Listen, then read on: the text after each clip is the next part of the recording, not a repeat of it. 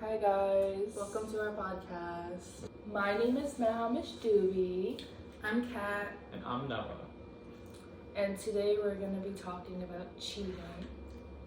And this is for our favorite class, Communications and Relationship. Our favorite all-time class. In the world. The first question we're going to talk about is, in the age of social media and blurred boundaries, what behaviors truly count as cheating? And how do generational norms influence that definition? So we connected this to relationship turbulence theory. We said when things get serious or stressful in a relationship, people feel shaky and they start feeling like they're pushing limits. Maybe they're not happy with the relationship. They're not truly sure if they want to fully commit with that person, which is okay. Second theory we connected with this was relational dialectics theory. We feel like people want space and to be close with that person, but to a certain extent. We all need our space. Mm-hmm. Sometimes we just want alone time. That's okay. Yes. Sometimes you want a man. Right. But then other times you want men. What she said. Clock it. You waited till we left. Clock it. And sometimes you just don't want to be with a person like all day. Yeah. Like, I would have to go to the gym, just like occupy myself and just have me time. What would you do? What would you guys do? Like, to get away from your like spouse? Fake my dad. That's intense. No. I was gonna say. Something you enjoy and they don't. Like, I don't know, if I like sports and she doesn't, I'll probably, go to a sports bar and watch a game or something. Yeah. Like, an example we used for the that theory was tug of war, because you want to be close with that person, but you still want space from that person. When it comes to that relationship with that person, you need to see what you're comfortable with. Maybe you wouldn't want to be with that person all the time. Maybe you do want to be with that person all the time. And it's true, boundaries do get tested when you start out in a relationship. You're not living together, but then eventually you get married, you're moving in together, and you're living together with the rest of your life. So immediately boundaries are getting tested. Yeah. So how would you guys feel if someone wanted to move in with you before marriage? Would you do it? I mean, for me, that will never really happen because that doesn't happen in the religious world that I live in. So I don't really have to worry about that. Okay. I wouldn't move in with them if I didn't think I'd marry them. You know? Yeah. It's kind of pointless otherwise. Yeah, I agree with that. So why is cheating normalized in this generation? I think the main reason for that would be social media. It's creating a lot of gray areas. It was great. Also, I don't know, I love the memes. I hate my boyfriend trend. Get in the right, left hand is steering, the other is gripping your thigh. Forever embracing the next bitch because it ain't no competition. Fuck my ass. I say, like, when it comes to cheating, it's so normalized because it's like, I don't know, some of the movies I watched in like high school, there was cheating. Wait, what's that? Euphoria? Yes. I'm in love with Nate Jacobs and he's in love with me, and you know you fucking give me that look, Maddie, because I didn't fuck your boyfriend. You two were broken up for 3 weeks and 3 days before we even had sex. Oh my god. Love that show. New season. Didn't the guy pass away too? Yes, the drug dealer. And he was my favorite. So sad. R.I.P.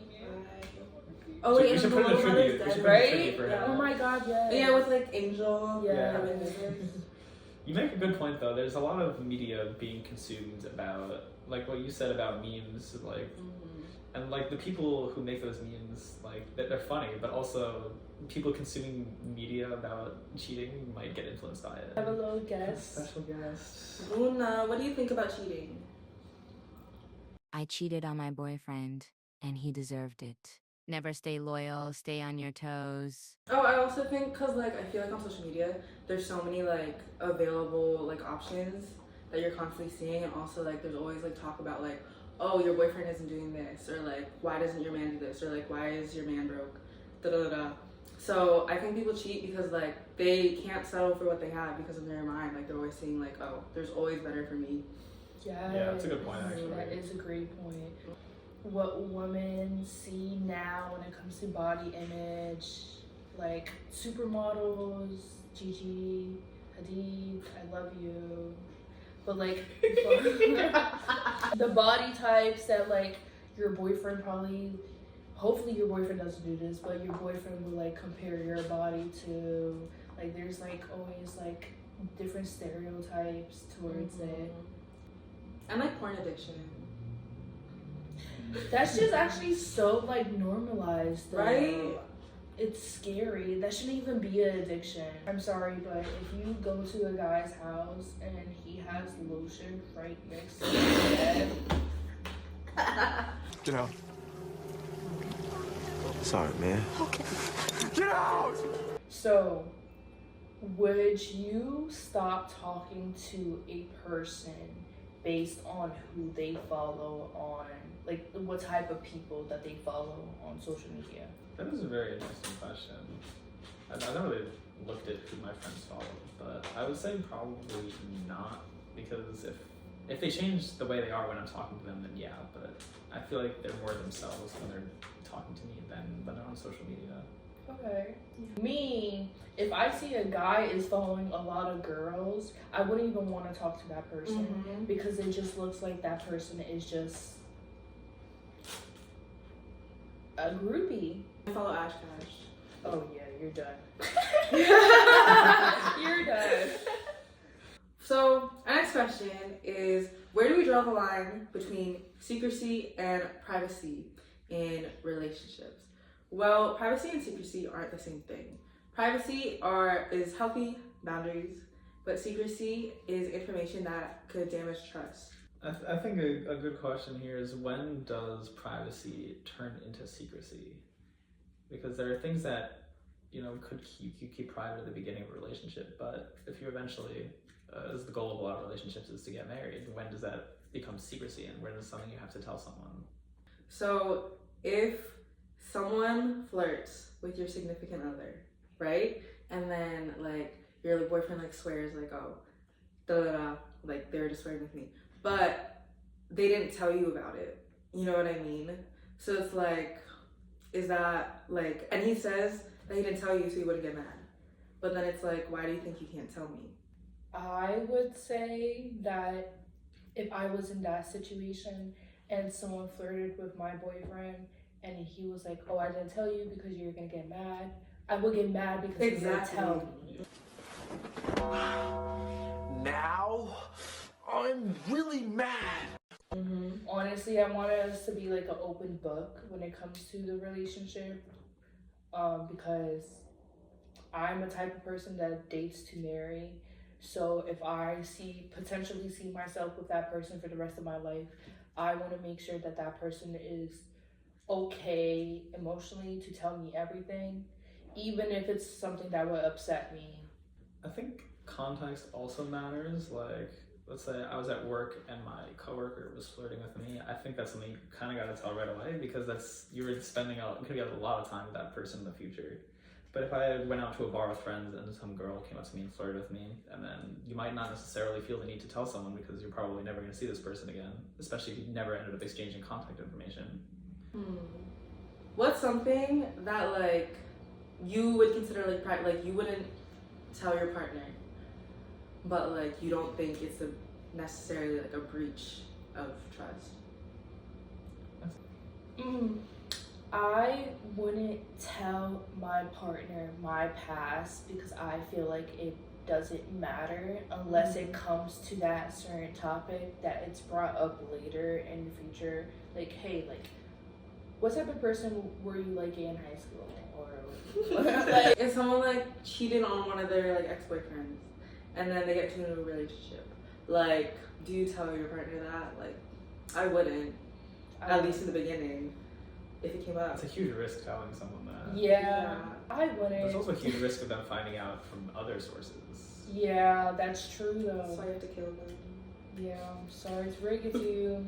That's what happened to Luna's ex. Yeah. Our last question is, how much of your relationship should be shared with friends or family, and does sharing too much make conflicts harder to resolve within the relationship itself? I think for me the answer depends on what stage of the relationship you're in. I feel like a lot of sharing your conflicts a lot of the times has to do with advice, like what you think they should do. And so if you're just starting out dating and you get into a fight, it makes sense to go to people like your parents who, have plenty of relationship experience and see what they think about it. I would say yes and no on telling people my relationship problems. Like, I would personally tell my best friends, someone I'm comfortable and I trust, because I love getting different perspectives from other people, because maybe, unfortunately, I'm in the wrong. And that would never happen. Right? Never. I'm never wrong. I thought I was wrong one time, but I was wrong. On family, I tell my mom everything. So I would tell my mom if I'm talking to someone, but I would tell my mom if I'm talking to someone if it's been like more than 2 weeks and it's been a good 2 weeks.